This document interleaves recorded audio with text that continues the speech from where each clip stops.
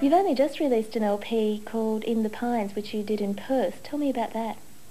It wasn't actually done in Perth, it was done in a farm about 400 kilometres out.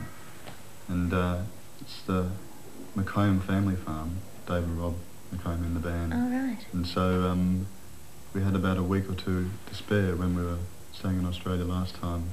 And so we finally got the chance to do this thing that we've been planning to do for ages, and that's set up the band in a place, in a huge room, wood, tin. Take a few friends along with us, and a couple of cartons of beer and some... Eskies, lamb chops. A movie camera, and opportunity to have a little holiday and record some songs that perhaps we wouldn't have, under normal circumstances, put on a record, a studio record.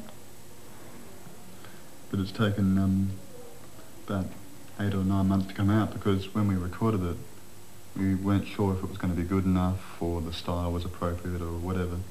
And so after it was remixed, you know, it was pretty obvious that it was worth putting out. And originally it might have only been an EP or something like that, but virtually everything we put down on tape was worth releasing. Whereabouts in Europe or England would be your strongest areas of following? We tend to play live a lot more in Europe than we do in England. The facilities for playing live are a lot better in Europe than are in England. It's quite difficult to judge, but we've certainly had, you know, a little small degree of success in Scandinavia in the last year. Yeah, the Swedish, they're suckers for punishment. You were telling me, Alsy, that you actually topped a readers' or critics' poll over there. Yeah. I mean, I think it was more satisfying getting above Genesis or Phil Collins than it was actually being on the top. Can you tell me a little bit more about your new album? What have you got up your sleeve?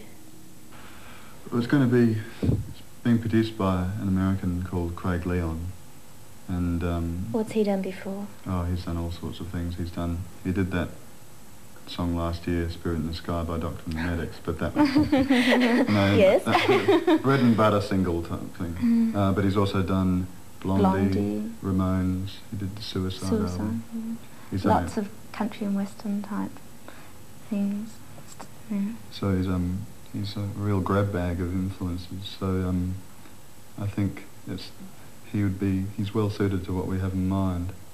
I think the songs and the style we're going for in the new record will be probably less sort of less drama that you can pick up, you know, from each song, and more, you could say, commercial sounding, or something that I think people will find more listenable, you know.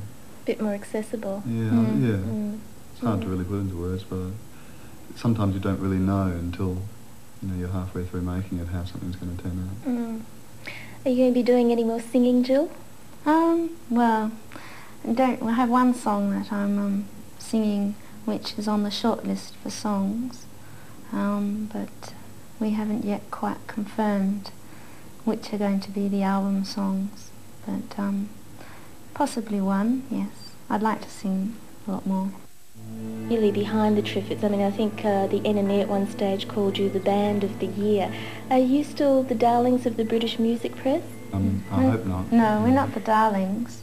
I mean, I think in 1986 we got a lot of very good press, which perhaps other Australian bands haven't been in such good fortune to receive, but we're certainly by no means the darlings, and it's certainly something we haven't tried to encourage in any way. If you continue to go back there, then I think the press takes a more realistic attitude towards you. If you're just going to hang around, then you're inviting a sort of flash-in-the-pan syndrome. Yeah, you're almost a flavour of the month, which of course the British press are, you know, renowned for their hyper flavours of the month. But as Alsy has just said, if you go back there, they give a much more realistic approach towards you and start looking at you in terms of substance more than just something they can be entertained by.